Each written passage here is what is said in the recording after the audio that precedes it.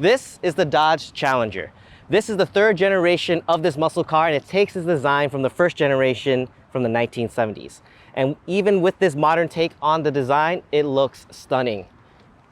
Now, we've been driving this car for the last 2 weeks through Texas roads, in cities, back roads, and highways, and I have to say that this car has been great to drive. I'm Dave from ImagineAutos.com, and what we have here is the Dodge Challenger SXT, which is the base model with no optional extra on this lineup. And this model comes at just under $30K. Now, we're gonna talk to you about the car, the exterior, the interior, how practical it is and comfortable, and how it feels to drive the car, and to see if it's worth it for you. Now, one of my favorite parts of this design is definitely the front. The headlights, the grille with the logo right here, it just makes this car look so aggressive. Now let's move up to the hood. Now the hood looks really nice, but sadly, that's for display only.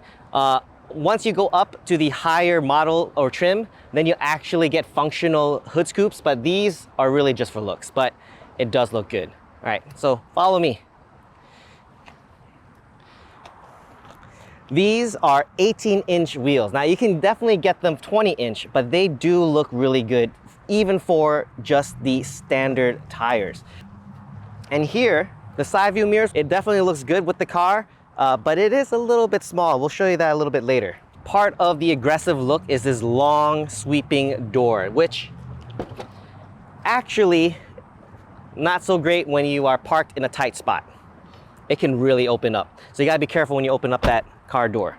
Now the fuel cap, I'm not sure if I like it because it sticks out like a sore thumb on this car. I mean, take a look at it. It's black. There's no other chrome parts to it. I mean, even the wheels are a little bit muted. So this thing sticks out like a sore thumb. I'm not a huge fan of that. The back of the car, I think it looks great. It has that retro feel to it with that slight modern twist, and it still feels aggressive. It does start to feel a little bit outdated now, I think, but it still holds. Now the spoiler definitely adds more to the aggressiveness to this car. So let's talk about engine and performance. This one comes with a V6 3.6 liter, 303 horsepower engine that produces 268 pound-feet of torque. Now that is coupled with an automatic transmission that is 8-speed. The gas mileage on this is not too bad. 19 for city, 30 for highway, and 23 combined. And that's pretty much what we got when we've been driving this around. But for 303 horsepower, I think it's plenty for most people, since the average horsepower for most sedans and the average car that people drive is less than 200 horsepower. So you are gonna be faster than most of the people on the road. All right, well, let's talk about the trunk. The trunk is something actually quite practical. Let's take a look at it. It's actually really big. You can fit 2 persons in here, although I don't wanna do that. But instead, let's see how much luggage this fits. We got one small carry-on, a second small carry-on. You can fit another one check-in luggage. Easily fits 2 backpacks.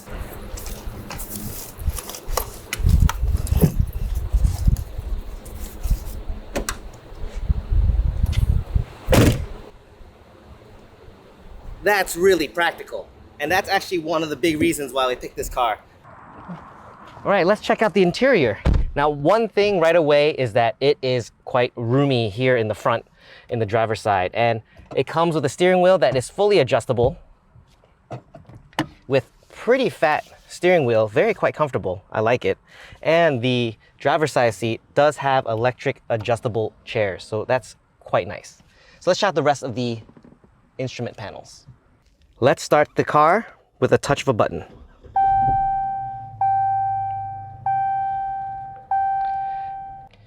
So everything you see here on the steering wheel comes standard with the base model. So the cruise control, all the controls, the voice and phone call controls are all standard with this base trim. The gauge cluster is probably one of the prettiest ones I've seen in a while. I love the gauges with the red neon lines that glow in the day and at night.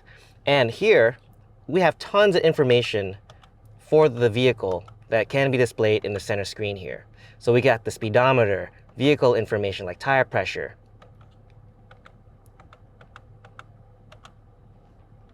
We can see the performance.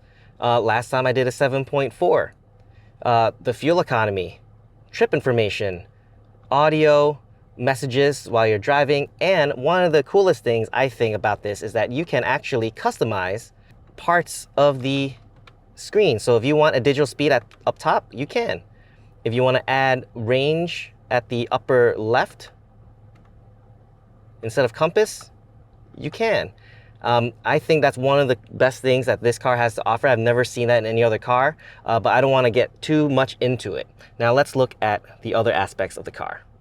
At the bottom left of the steering wheel, we have the light control. The stock for all the controls of the windshield wipers and everything is all on one on the left here. And then the door, we have all the controls for the mirrors and windows. Now this one is interesting as that the door handle is quite low. Usually it's up here for a normal car, but it's actually down here for a car like this. But you get used to it pretty fast. The entertainment system, it's pretty straightforward. Everything is easy, very responsive, which I like, except for that. And overall, it's actually quite easy to use. Now the cool thing I like about this is that the phone, you can pair your iPhone and Android phone very easily. All you have to do is open the center console, plug in a USB, and connect it to your phone, and it'll automatically pair your phone, and it'll be done in 15 seconds the first time you do it. Underneath is the analog controls for some of your options that you can control with the entertainment system. So we have the climate down here. You can, for those that like the analog feel, but everything you do down there will reflect up here. So if you want to increase the fan temperature, you can also use the bottom console down here. The shifter, the leather is, it doesn't feel the greatest quality, let's be honest here, but the shifter feels great. And pull it to the side, and you have manual mode up and down, so no problems there at all. Feels actually quite good. Now, I do have one complaint about the cup holders. The cup holders here, if you put anything here that's larger than a small can, it gets in the way of the shifter, and that's really annoying, especially when something sticks out like a straw. So I always want to put things here. We've also had issues where if we got a really large drink, it actually doesn't fit all the way. So if you get like a really big drink from like 7-Eleven or something, it'll actually kind of sit even higher because it doesn't fit all the way in. So that's kind of annoying. Now we also have these cup holders on the door, and that can actually hold a lot more, but it is kind of angled, so I wouldn't really put anything open there at all. So any closed bottles is fine. It also comes with a rear view camera and with guides that also coincide with your steering. Now, it does not beep when you get close, so you do need to pay attention when you get to those yellow and red lines on the guides. Now, the side mirrors do seem kind of small in the car, and they are, but so far it actually hasn't bothered me at all. The rear view also seems kind of small, but when you're actually driving, it feels fine. There's no issues at all. And I really like that the mirror auto dims by itself at night. So let's take a look at the passenger side. Here, quite roomy, lots of leg room. Wow. I actually can't even reach the end. Look how far that is. So I'm gonna move the seat up. Oh, still not even flat all the way at the end yet. Okay, there we go. Now I'm fully flat all the way to the end, although it's actually not as comfortable as I thought it would be. So I'll probably bring it back. So let's say I put myself in a comfy position around here. And let's see how people feel when sitting in the back. Let's see if we can get into the back of the seat now that I've set this part of the car kind of where I would be comfortable sitting. So yes, we do have these seat belts here that's kind of in the way, so you're gonna have to get rid of that. So let's pull this out. This is something I actually am not fond about. See if I can get in. Ooh. Oh, you know what? I'm 5'9". I mean, I can feel my hair touching the top, but for 5'9", you're fine. If you're 6 feet, I think this might feel slightly cramped, but the seat has been adjusted in a way where it's comfortable for someone like me to sit. So if someone was 6 feet sitting up there, putting it up where their legs can stretch out right to the end, it's actually not too bad. I got a good 3 inches away from the back seat. Actually, You can totally sit 4 people comfortably here, depending on the size of everyone. That's for sure. All right, let's see if we can get my assistant in here. Come on in. It's a little tough getting in, yeah. It's a tight squeeze to get in through that. Keep going. Yeah. So the back seat actually can put in 2 adults in here easily, no problem, but no one too big. It will be kind of stiff in here, or kind of cramped in here, I mean. And one last thing is that the interior, everything feels like it's good build quality. I haven't found anything here that makes me feel like it's cheap, plastically materials. So everything here feels pretty solid. Yeah.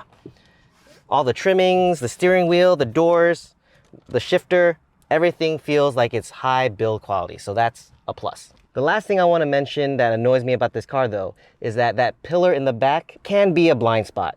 But so far it's only affected me only a couple of times, but that's just something to keep in mind, that is there and can be an issue depending on where you're trying to look and what angle your car is on the lane. When you get a car like this, you're getting it for the driving experience. I mean, that's a big reason, right? For the looks and the driving experience. I'm gonna be putting this in the sports mode. Let's check out how quick it hauls.